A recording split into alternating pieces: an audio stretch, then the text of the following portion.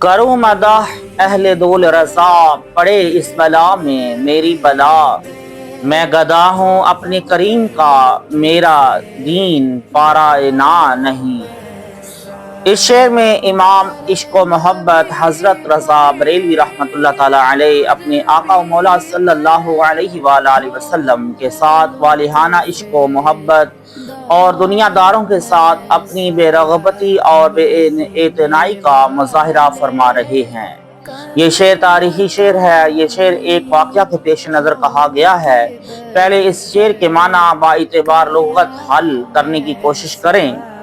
حضرت رضا بریلوی رحمۃ اللہ تعالی علیہ فرماتے ہیں کہ میں اہل دول یعنی دنیا کے دولت مندوں کی تعریف کروں، ارے دنیا کے اہل ثروت کی تعریف کرنا ایک بلا یعنی آفت ہے۔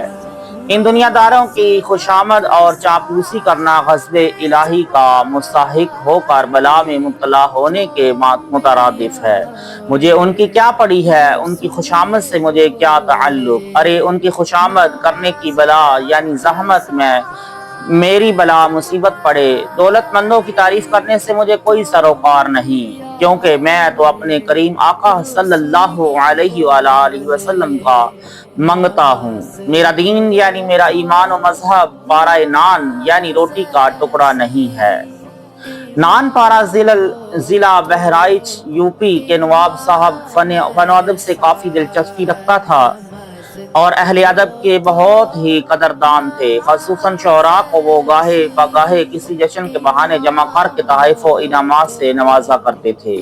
ایک مرتبہ ان کی سالگرہ کے موقع پر مشاعرہ کا انعقاد کیا گیا۔ دن اور وقت کا تعین کر کے منتخب شعراء کرام کو دعوت نامے ارسال کیے گئے۔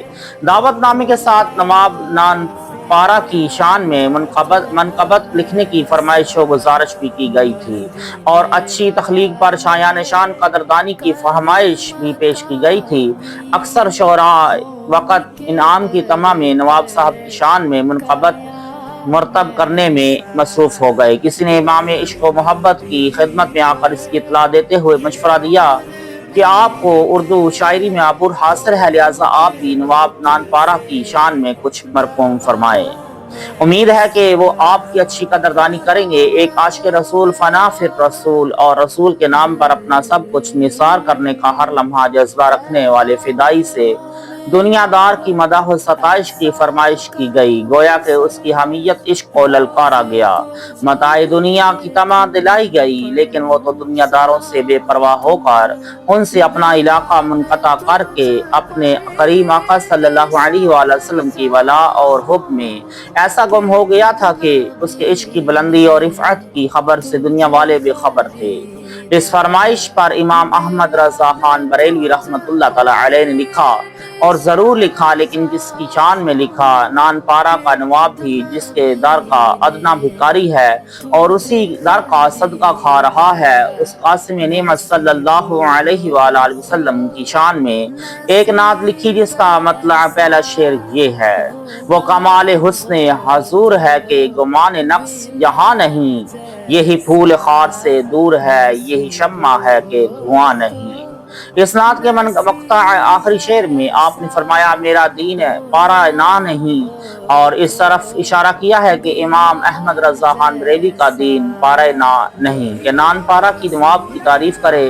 نان پارہ جو ضلع بہرائچ کے ایک شہر کا نام ہے، اسی لفظ کو الٹا کر کے پارہ نا میں تبدیل کر کے حضرت رضا نے فن و ادب کے اعتبار سے بھی کمال کر دکھایا۔ حضرت رضا بریلوی اپنے دور کے ممتاز شاعر تھے، آپ امام الکلام تھے، لیکن عشق مجازی میں کبھی بھی کچھ نہیں لکھا، صرف عشق حقیقی پر ہی آپ کا کام مبنی تھا، اور اس میں بھی اکثریت نعت رسول کی ہے۔ علاوہ ازیں آپ نے ہمیشہ شریعت مطہرہ کے دائرہ میں رہ کر قرآن و حدیث کی روشنی میں ہی لکھا ہے۔ فرمایا، خود فرماتے ہیں، قرآن سے میں نے نعت گوئی سیکھی، یعنی رہے احکام شریعت ملحوظ۔ حضرت رضا بریلوی رحمۃ اللہ تعالی علیہ نے عالم اسلام میں عشق رسول کے جذبہ و ولولہ کی وہ لہر پیدا کی ہے کہ مردہ دل بھی جی اٹھے اور عشق رسول کی تڑپ کو اپنے دل کی دھڑکن بنا لے۔ حضرت رضا بریلوی رحمۃ اللہ تعالی علیہ نے جو کچھ بھی لکھا ہے وہ صرف اور صرف اللہ تعالیٰ اور اس کے محبوب اعظم صلی اللہ علیہ وآلہ وسلم کی رضا اور خوشنودی حاصل کرنے کے لیے ہی لکھا ہے۔ دنیا کی لالچ و مال و زر کی طمع، داد و تحسین کی آرزو، طعنہ و تشنیع کا خوف وغیرہ کو اس میں اصلاً دخل نہیں تھا۔ وہ خود فرماتے ہیں، مجھے نہ تو اپنی تعریف خوشگوار و میٹھی لگتی ہے اور نہ مجھ پر کیے گئے طعن و طنز برے اور کڑوے لگتے ہیں۔ میں نہ تو اپنی تعریف پہ کان دھرتا ہوں اور نہ اپنی برائی کی پرواہ کرتا ہوں۔ بس میں اپنی چند کتابیں، دوات اور قلم کو لے کر اپنے گوشۂ تنہائی میں ہوں، جہاں اور کوئی سما نہیں سکتا۔ یہی تو تواضع اور انکساری ہے جو عشق رسول کے طفیل حضرت رضا بریلوی کو حاصل ہوئی، اور اسی نے آپ کو گوشۂ تنہائی سے نکال کر اہل ایمان و عشق کے ایوان قلب میں جگہ عطا کی۔